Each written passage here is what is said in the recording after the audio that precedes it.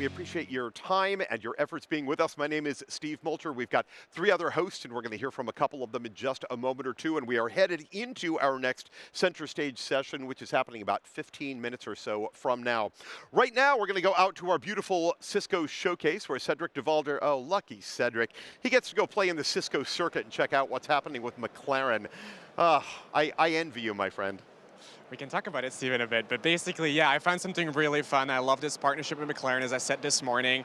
They have a massive booth on the showcase. And what really caught my eye is that they actually have an actual race car here. So I'm just going to let Steve zoom in on it. But it's pretty cool. Like, if you know, we're a big sponsor of McLaren, but also, and here I am again, we're a big sponsor of McLaren, but also we use their technology, or they use our technology as well to gain that competitive edge.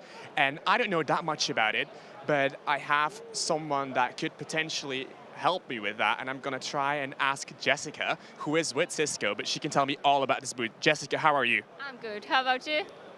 I am actually really excited about this. So can you tell us a little bit more about why we have a race car here? What is behind us? Like, can you give us a little bit more context? Absolutely, absolutely. Cisco has become a McLaren technology partner, and the idea is that for them to race on a weekly basis, they need to analyze a lot of data.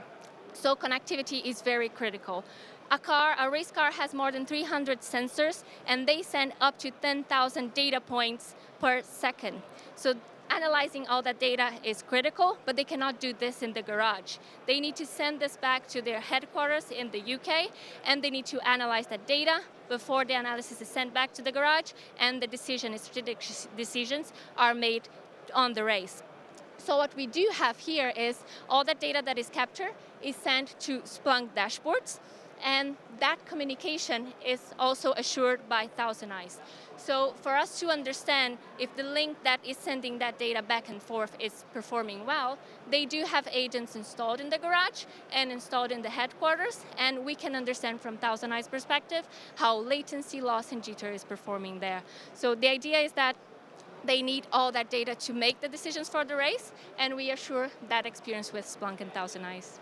So as you can hear, it's really important data and real-time data, right? Not just like, oh, let's ship it back to the garage, ship it back. Like, it's really important to like kind of win races. We have more over here, right? So we have some Catalyst Center stuff. I can see that, like, for example, we have a Meraki camera there. Can you tell us a little bit more like of how that all integrates as well in this entire solution? The entire technology that they use is coming from Cisco. So for instance, for that data to be sent and for them to be securing the environment, they use Cisco devices. So a rack is built from the ground up every race, and they can have all that data being sent and based on Cisco technology.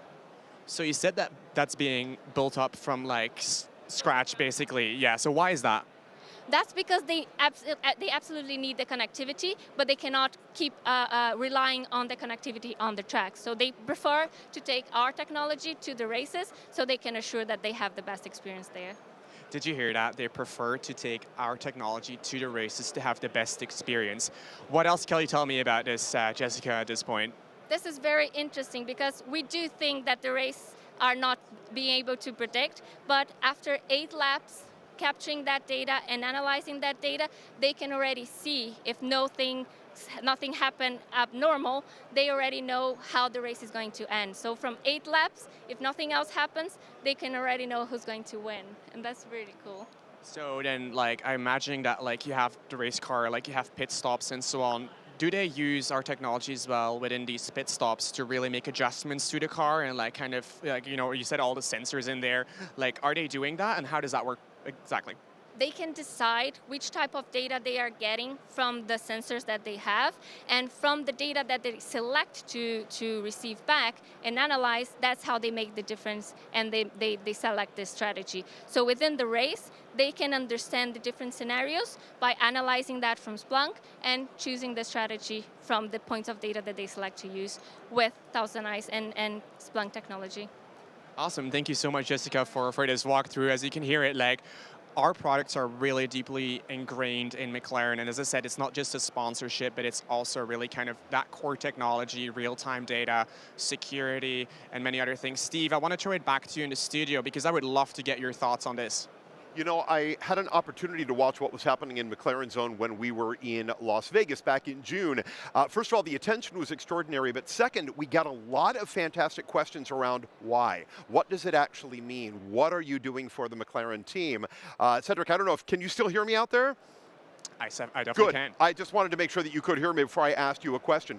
Has the nature of the conversation shifted, or I would love to know if that's still what we're hearing out there is, well, what are we actually doing? How do we embed with the team? What kind of real-time data are they able to get in the cockpit of the car? How does Cisco support that immediate real-time information data transfer to the pit crews and to all the coaches calling the race? What have you been hearing? Yeah, so I think that's actually a question I would have to get and ask Jessica again, Sure. to be honest, because I'm not an F1 expert. But Jessica, one of our hosts is, or like actually our anchor is asking a question: how does that data go real time to the cockpit, and how does it actually, like, how do they consume such an amount of data in such a short amount of time to make quick decisions?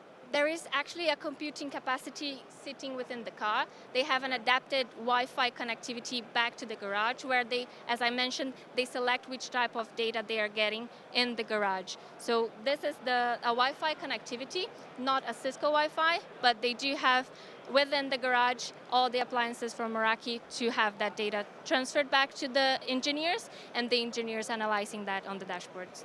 And I'm just looking at like a few TV screens over there. Is that what they see in the cockpit behind us? Yes. That's one application that they use that's called Marple, where they can have all the metrics coming from the track. And that's one of the applications that we assure with Thousand Eyes, understanding how that's performing. Awesome, great. Thank you so much, Jessica, and thank you for stepping in again. As you can see, there is a lot happening on the showcase, on the show floor, in the showcase. That was a lot. There is so much technology. I can hear Steve laughing at this point right now. But Steve, I'm ready to give it back to you in the studio. I appreciate it. Thank the team out there for us. Cedric, great job showing us.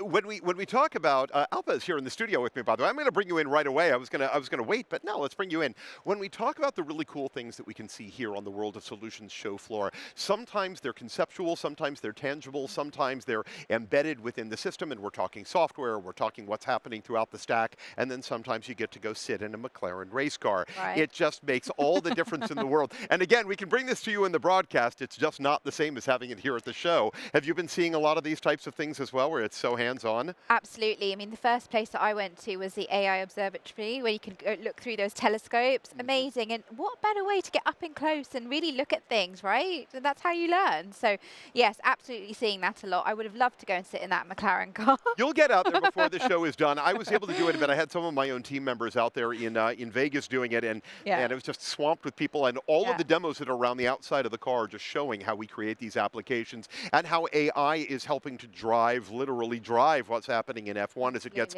more and more popular around the world. I wanted to talk to you a little bit about AI and harken all the way back to the top of the day, which all of a sudden feels like 3 weeks ago already when the keynote rolled out. But one of the things that Oliver talked about at the top, and that I just talked about with Guillaume, is that we're living in this era of AI agent. We've spent so much time building up to AI. What is it going to be? Should we be afraid of it? Do we embrace it? How do we leverage it? Is it a reality? Do I want to use it? Don't I want to use it? Those days are done. We're gone with that at this point, right? We're finally seeing companies move out of the hype stage and into the activation stage and the scalable and very real benefits that are coming forth. But the other thing that he said this morning in that keynote was, we have to do it quick. We've got 18 months at this point. Any company that chooses not to adopt AI or adopt it fully, as Oliver said, they're going to see a net negative in the industry in terms of differentiation, being able to keep up with the Joneses, right? Yeah, it's not a question of not doing it. It's how and getting on top of your game. I mean, I can relate in that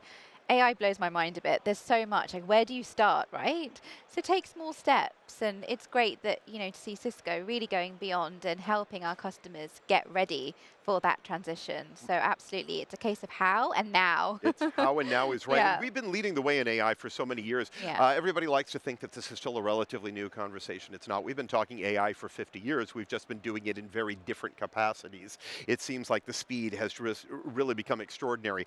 I think now what we have have to do is as we look capability to capability, so if you look into full stack observability, as you look into building out the next generation data center, as you look to migration to the cloud, it's where is AI in application, and then it's not just technical, it's about people as well. Because the more we can support our people, the Absolutely. faster our organizations can in fact transition to serve our customers better. Yes, and it's a learning curve, right? So we learn with each step that we take, and that's the beauty of it. That's the excitement. That's the journey.